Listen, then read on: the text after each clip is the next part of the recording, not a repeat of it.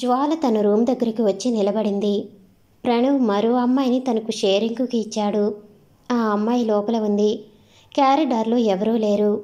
బయటే అశాంతిగా నిలబడింది. పృథ్వీ వచ్చాడు. రాగానే దగ్గరకు వచ్చింది.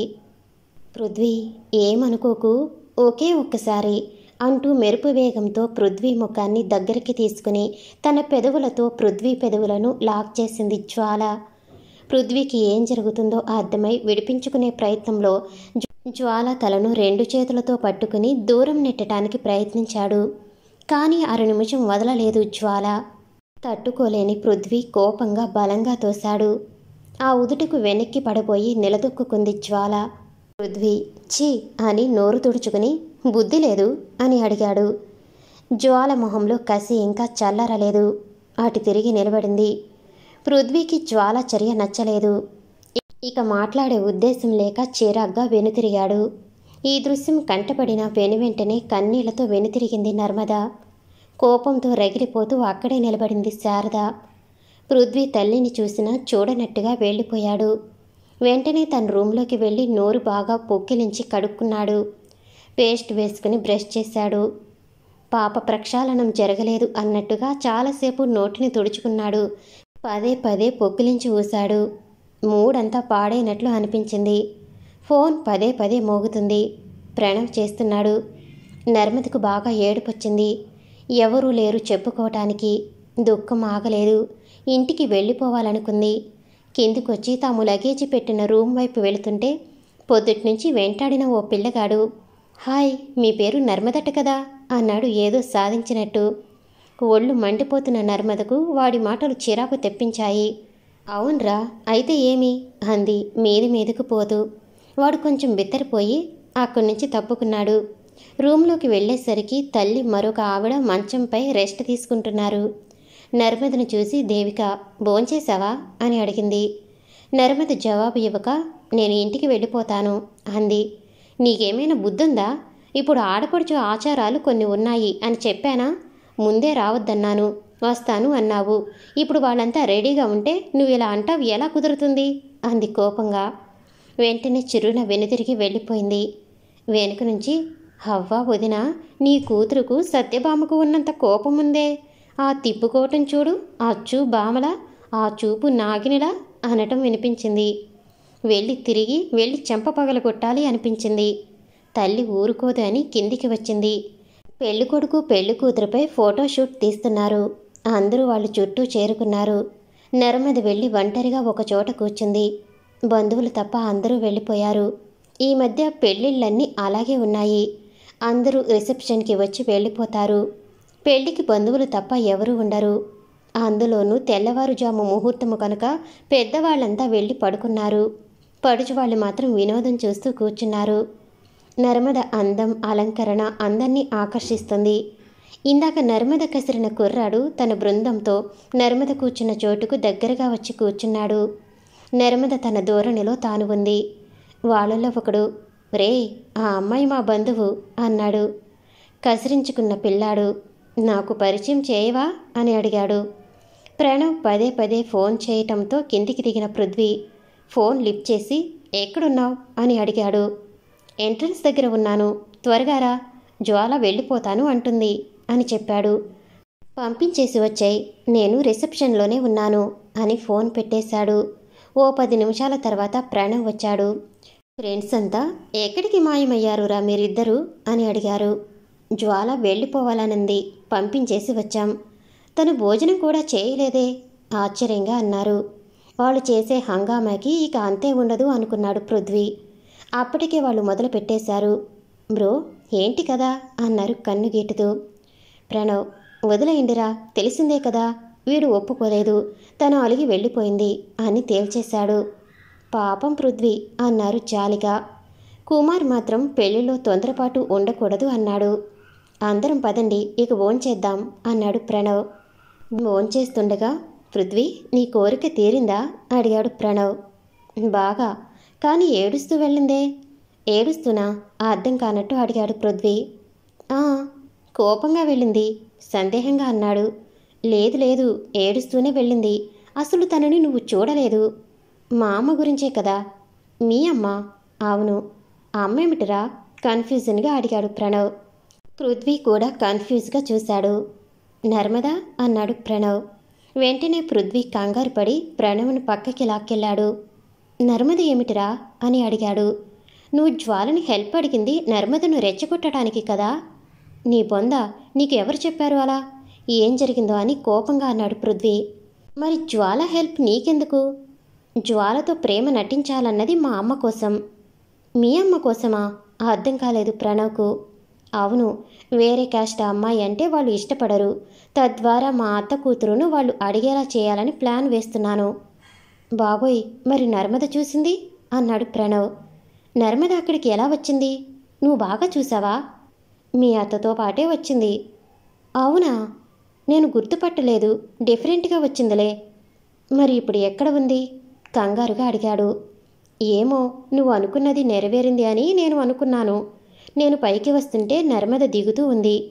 సరే, నేను ఇంకా పైకి వస్తుంటే అక్కడ జ్వాల ఒకటే కనిపించి కిందికి వచ్చేశాను. తింటున్న ప్లేట్ పక్కన పడేసి పృథ్వీ గబగబా లోపలికి వెళ్ళాడు. నర్మద కోసం వెతుకుతూ నూతన జంట దగ్గర చుట్టూ కూర్చున్న జనంలో చూశాడు. కనిపించలేదు. మండపంలో ఓ మూల కూర్చుని ఉన్న ఆ అబ్బాయిల మధ్య ఒంటరిగా ఉన్న నర్మదను చూశాడు. అతను పిలవలేదు, రారు. ఒకవేళ పెళ్లి కొడుకు తరపున వచ్చినా నర్మదను తీసుకురాదు అన్న నమ్మకంతో ఉండబట్టి నర్మద ఎక్స్పెక్ట్ చేయలేదు, చూడలేదు. మై గాడ్, ఇప్పుడు నన్ను అలా చూసి ఉంటుందా? మనసులో జ్వాలను గట్టిగా తిట్టుకున్నాడు. ఆ అబ్బాయిలు అందరూ నర్మదతో సరదాగా మాట్లాడుతున్నారు. పృథ్వీకి నచ్చలేదు ఆ దృశ్యం. సీరియస్గా వాళ్ళ వైపు నడిచాడు. నర్మద అప్పుడే పృథ్వీని గమనించింది. పృథ్వీ మొహంలోని భావం అర్థమైంది. ఛీ అనుకుని ఇందాక చూసిన అబ్బాయితో చనువుగా మాట్లాడింది. అంతవరకు సీరియస్గా ఉన్న నర్మద ఇప్పుడు నవ్వుతూ మాట్లాడటం చూసి వాళ్ళు ఆశ్చర్యపోయినా పర్వాలేదు, కలుస్తుంది అనుకున్నారు. వాళ్ళు పోకిరిగా లేరు, డీసెంట్గానే బిహేవ్ చేస్తున్నారు. పృథ్వీ దగ్గరకొచ్చాడు. నర్మద కావాలనే ఆ అబ్బాయి చేయి పట్టుకుని వాచ్ ఏ కంపెనీ అని అడిగింది. నర్మద చనువు ఆ అబ్బాయి కూడా ఆశ్చర్యం కలిగించిన ఏ కంపెనీ ఏమిటి అని వాచ్లోకి చూశాడు. పృథ్వీ దగ్గరకు చేరుకుని ఏంటి ఇక్కడ మీరంతా అడిగాడు సీరియస్గా. పృథ్వీలోని సీరియస్నెస్ చూసి ఆ నలుగురు అబ్బాయిలు జంకారు. నర్మదకు అన్న కాబోలు అనుకున్నారు. అనుకున్నదే తడువు ఒక అబ్బాయి నోట్లో నుంచి మీ అన్న అని వెలువడింది. దాంతో పృథ్వీకి మరింత కోపం వచ్చింది. వాళ్ళ వైపు ఉరిమినట్టు చూశాడు. నర్మద హాయిగా నవ్వింది. బాగా జరిగిందా అన్నట్టు. వాళ్ళందరూ అక్కడి నుంచి వెళ్ళిపోయారు. నువ్వు ఇక్కడ ఏం చేస్తున్నావు అడిగాడు పృథ్వీ అధికారం ఉన్నట్టు. నర్మద జవాబు ఇవ్వక తల తిప్పుకుని అక్కడి నుంచి చెరచెర వచ్చేసింది. వెనక్కి కూడా తిరిగి చూడలేదు. పృథ్వీ చెరచెరా నడుస్తున్న నర్మదని వయ్యారంగా వెనక ఆడుతున్న జడని వెంటాడాడు. కనీసం వెనక్కి తిరిగి కూడా చూడలేదు నర్మద. పృథ్వీకి ఆగాలి అనిపించలేదు. ఆడదాని నడకను సత్యభామతో, జడని నాగుపాముతో కవులు వర్ణించినట్లుగా ఉంది నర్మద నడక. కాలేజీ చదువుకునే రోజుల్లో వరుదిని లెసన్ చెప్పడం గుర్తుకు వచ్చింది. అలా నర్మద వెంట పడేటప్పుడు తనని ఎంతమంది చూశారో పృథ్వీ ఆలోచించలేదు. శారద చూసి ఉంటే మాత్రం మరో రకంగా ఉండేది. కానీ ఆ సమయంలో శారద భర్త దగ్గర పృథ్వీ గురించి ఫిర్యాదు చేస్తూ ఉంది. ఆలోచిస్తూ కోపంగా నడుస్తున్న నర్మదకు వెనకనే పృథ్వీ తనను వెంటాడుతున్నాడు అన్న ఆలోచన రాలేదు. తనకప్పుడు ఏకాంతం కావాలి, అందుకే ఒంటరిగా కూర్చుంది. అది కుదరలేదు.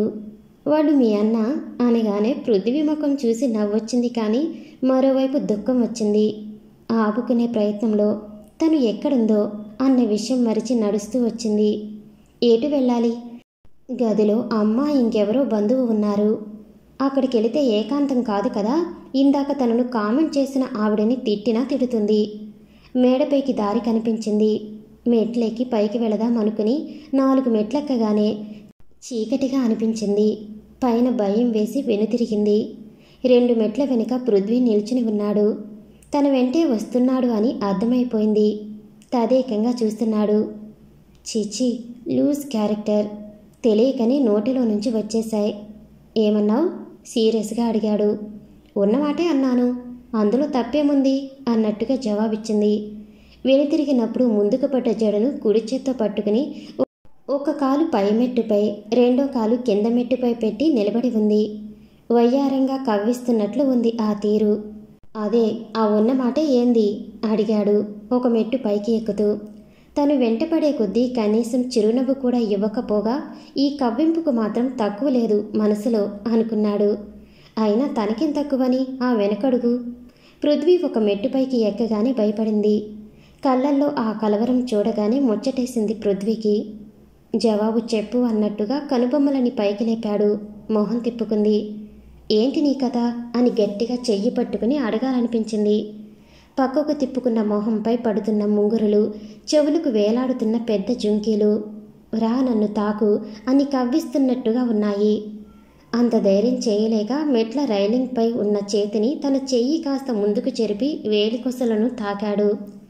ఉలిక్కిపడినట్టుగా వెనక్కి లాక్కుని నీ దొంగ ప్రేమ నా దగ్గర చూపకు అంది కళ్ళు పెద్దవి చేసి చూస్తూ.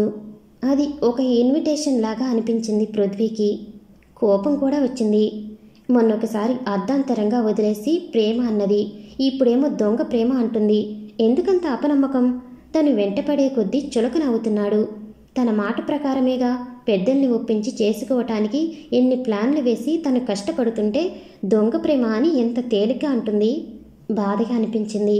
అంతే ఆవేశంగా ఒక మెట్టు పైకెక్కి ఏంటి దొంగ ప్రేమ అంటావు, లూజ్ క్యారెక్టర్ అంటావు, అసలు ప్రేమేంటి నీకు తెలుసా, ఏది చూపు అన్నాడు మరో మెట్టు ఎక్కుతూ. అలా అడుగుతూ పైపైకి రాగానే భయపడ్డ నర్మద వెనుతిరిగి గబుక్కున పరుగున 2 మెట్లెక్కింది. ఇంకా పైకి వెళ్లేదేమో. వెనక నుండి పృథ్వీ జడబట్టుకు లాగాడు. ఏయ్ అంటూ వెనుతిరిగి కోపంగా చెయ్యెత్తింది కొట్టడానికి. ఒక మెట్టు కిందగా పృథ్వీ ఇద్దరు సమయెత్తులో ఉన్నారు. ఇద్దరు మొహాలు దగ్గరగా ఉన్నాయి. పృథ్వీకి కోపం పోయింది. తను ఎక్కడున్నాడు అన్న విషయం కూడా మర్చిపోయాడు. కళ్ళు విప్పార్చి నర్మద మొహాన్ని చూశాడు. ఆ కళ్ళల్లో ప్రేమకు ఎత్తిన చేయి కిందకు దిగిపోయింది. నర్మదకు మరీ అంత దగ్గరగా పృథ్వీని చూడలేదేమో. కళ్ళు కిందికి వాలిపోయాయి. జరుగు నేను వెళ్ళిపోతాను అంది అతి మెల్లగా. కానీ పృథ్వీ ఊపిరి తనకు తగులుతుంది. ఏం జరుగుతుందో అర్థం కాలేదు. కళ్ళు మూసేసింది. నీరసంగా వాలిపోతుంటే అలాగే నడుముపై చేయి వేసి కూర్చోపెట్టాడు. ఉన్నట్టుండి ఏడవటం మొదలుపెట్టింది. ఇష్ ఏడవకు ప్లీజ్, ఎవరైనా చూస్తారు అన్నాడు మెల్లగా. పాప ప్రక్షాళన అప్పుడే జరిగినంత ఆనందంగా తృప్తిగా ఉన్నాడు పృథ్వీ. ఎవరైనా చూస్తారు అనగానే ఉలిక్కిపడి తేరుకుని దూరంగా జరిగి పెదవులు తుడుచుకుంటూ దుర్మార్గుడా, దాన్ని కిస్ చేసిందే కాకుండా నన్ను కూడా కిస్ చేస్తావా థూ అంటూ లేచి నిలబడింది. ఇంకా మైకంలోనే ఉన్నాడు పృథ్వీ. అతని కళ్ళల్లో అంతులేని ప్రేమ. తట్టుకోలేకపోయింది నర్మద. కళ్ళల్లో నీళ్లు తిరిగాయి. అది ఏడుపు అనుకున్నాడు పృథ్వీ. నర్మద మనసు తెలియక 2 చేతులు పట్టుకుని నీకు నేనెందుకు నచ్చట్లేదో నాకు తెలియదు, కానీ నువ్వంటే నాకిష్టం. పెద్దల్ని ఒప్పించే నిన్ను నాదాన్ని చేసుకుంటా. నువ్వు ఇందాక చూసింది అబద్ధం. నేను బ్రష్ చేసిన క్లోజప్ వాసన రాలేదు అన్నాడు. ఛీ అంటూ పక్కకు నెట్టి గబగబా కిందికి దిగి పరుగున వెళ్ళిపోయింది. రిసెప్షన్ అయిపోయి నూతన జంట భోజనాలకి వెళ్ళింది. వాళ్ళు ఎప్పుడు వెళ్తారా అని కాచుకున్న మ్యారేజ్ టీం వెంటనే అక్కడ శుభ్రం చేసి ఆడవాళ్లను పిలిచారు. పృథ్వీ తల్లికి ఫోన్ చేసి స్టేజి దగ్గరికి రమ్మన్నాడు. శారద భర్త దగ్గర కూర్చుని మంతనాలాడుతుంది పృథ్వీ విషయమై. చూడండి ఎంత అమాయకంగా పిలుస్తున్నాడు మీ కుమారుడు వ్యంగ్యంగా అంది. కృష్ణకుమార్ తన కొడుకే అన్న నమ్మకానికి వచ్చేసినాడు. ఆమె మాటతో కాదు, అందరూ పృథ్వీని అతడి దగ్గర అంతా నువ్వేరా అని కామెంట్ ఇవ్వటంతో నేను చూసుకుంటాలే పెళ్లి జరగని అనటంతో స్టేజీ వద్దకు వచ్చింది. పురోహితుడు పెళ్లి కొడుకు ఆడపడుచుని రమ్మనండి అన్నాడు. నర్మద రూంలోకి రాగానే రిసెప్షన్ ఇంకా అవలేదా అడిగింది దేవకి. ఏమో అంది మెల్లగా. ఏమోనా, ఎక్కడున్నావు ఇంతసేపు? ఇంకా కోపం తీరినట్టు లేదు వదినా, మోహన్ చూడు ఏడ్చినట్టుంది అంది అక్కడున్న ఆమె. ఏడుపు ఎందుకు దగ్గరకు వచ్చి అడిగింది. ఏమీ లేదులే, బాత్రూంలోకి వెళ్ళిపోయింది. నర్మద మనసు చాలా తేలిగ్గా ఉంది. బావ తప్పకుండా సాధిస్తాడు. ఈ అడ్డంకులు లేకుండా తమ పెళ్లి జరుగుతుంది. మనసులోనే భగవంతుని ప్రార్థించింది. చూడగానే బావకు నచ్చే రూపం తనకి ఇచ్చినందుకు కృతజ్ఞతలు తెలుపుకుంది. తనకి ఇష్టం లేకపోతే పెద్దలను ఒప్పించు అని ఎందుకు చెప్తుంది? పిచ్చి బావా, నా ప్రేమను గుర్తించలేదు, ఒట్టి అమాయకుడు. దేవికి తలుపు తట్టింది. స్టేజీ దగ్గరికి వెళ్ళాలి తొందరగా తెములు అంది గట్టిగా. నీతూ డ్రెస్ మార్చుకుని వచ్చి కూర్చుంది. ఒక్కలు పసుపు కొమ్ములు ఒక పెద్ద తట్టలో పోసి నీతూ ఎదురుగా నర్మదను కూర్చోబెట్టారు. శారద నీతూ ఒడిలో కొత్త టవలు పరిచి అందులో ఒక్కలు పసుపు కొమ్ములు పోసింది. నీతూ దోసిట్లో తమలపాకులు పెట్టి 5 మంది ముత్తైదువులు అందులో ఒక్కలు వేసి నర్మద ఒడిలో వేయమన్నారు. అలా నీతూ నర్మద ఒడిలో 5 సార్లు వేసింది. తర్వాత 5 పిడికిళ్ళు వేయమన్నారు. మళ్ళీ నర్మద నుంచి కొన్ని తీసి పెళ్లి కూతురుకు ఇవ్వమన్నారు. తర్వాత ముత్తైదువులకు నర్మద ఒడిలోనే ఒక్కలు పసుపు కొమ్ములు తీసి నీతూ చేత తాంబూలాలు ఇప్పించారు. అలా ఆ కార్యక్రమం ముగియగానే నర్మద తల్లిని ఇదేం ఆచారం, ఎందుకు చేస్తారు అని అడిగింది. దానికి దేవిక నవ్వి, ఇదే ముఖ్యమైనది, వేరే ఇంటి ఆడబిడ్డని మన ఇంటి ఆడపడుచుగా చేసుకోవటం. అందుకే ఆడబిడ్డ ఒడిలో ఆ ఇంటి ఆడబిడ్డ సౌభాగ్యాన్ని తీసుకొచ్చి ఇస్తుంది. అందుకు గుర్తుగా ఇలా చేస్తారు. మళ్ళీ నువ్వు ఇవ్వటానికి అద్దము సౌభాగ్యాన్ని మా ఇంటి ఆడపడుచుగా అందరికీ పంచు అని ముత్తైదువులకు తాంబూలాలు ఇస్తారు. తాంబూలం అంటేనే సంపద, సౌభాగ్యము వివరించింది దేవిక. తల్లి చెప్పాక విషయం అర్థమై చాలా సంతోషించింది నర్మద. అందులో తెలియకనే తను వారింటి ఆడబిడ్డ అయ్యింది. తర్వాత చుట్టూ చూసింది, పృథ్వీ ఉన్నాడేమోనని. మగవాళ్ళు ఎవరో 2-3 తప్ప ఎవరూ లేరు. శారద నర్మదనే గమనిస్తూ ఉంది. చాలా చక్కగా ఉంది అనుకుంది. నీతూకి కూడా నర్మద ఎవరో తెలియదు. అక్కడున్న సత్యవతికి మాత్రమే నర్మద తెలుసు. మొదట్లో నర్మదను గుర్తుపట్టలేదు. దేవికను పిలిచి అన్ని విషయాలు అడిగి కనుక్కుంది. ప్రణవ్ పృథ్వీకి ఫోన్ చేశాడు. ఎక్కడున్నావురా, కనిపించటం లేదు, ఫోన్ చేస్తే తీయవు, ఏదైనా జరిగిందా? కొట్టిందా? ఏంట్రా? ఏహే, ఎక్కడున్నావు చెప్పరా. వస్తున్నాను ఉండు. కిందికి వచ్చి ప్రణవ్ని కలిశాడు. ప్రణవ్ వెంటనే పృథ్వీ చెంపలు 2 తడిమాడు. ఏంటిరా అడిగాడు. హడావిడిగా నర్మద దగ్గరకు వెళ్ళావు కదా, జ్వాలతో నువ్వు ఉండటం చూసి ఉంటుంది, అందుకే కోపంతో చెంప పగలగొట్టి ఉందేమో అనుకున్నాను.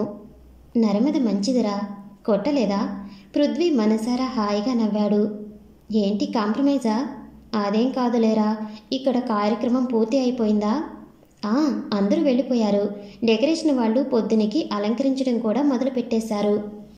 ఇక మనం కూడా వెళ్ళి పడుకుంటే పొద్దున్నే త్వరగా లేవచ్చు. ఎన్ని గంటలకు లేవాలి అవన్నీ మా అమ్మ నాన్నలకు నువ్వే చెప్పు. ఏం, ఇప్పుడు 3 పాడు చేసుకోవటం ఇష్టం లేదు. కానీ శారద ఊరుకోలేదు. పృథ్వీని రమ్మని పిలిచింది. వీధిలేక వెళ్ళాడు పృథ్వీ. నేను మెట్ల మీద ఉండటం నువ్వు గమనించలేదా అడిగింది. ఎక్కడమ్మా అమాయకంగా అడిగాడు. నువ్వు ఈ లోకంలో ఉంటే కదా. అయినా బహిరంగంగా ఏమిటా పని? తర్వాత మాట్లాడతాను. మీరు పొద్దున 4 రెడీగా ఉండండి. మొదట మీ కార్యక్రమమే ఉంటుంది, పురోహితులు చెప్పారు. ఎవరు? వివరాలు ఏమిటి? వదలక అడిగింది. మన కులమేనా? కృష్ణకుమార్ అడిగాడు. వివరాలు అంతా పెళ్ళయ్యాక చెప్తాను.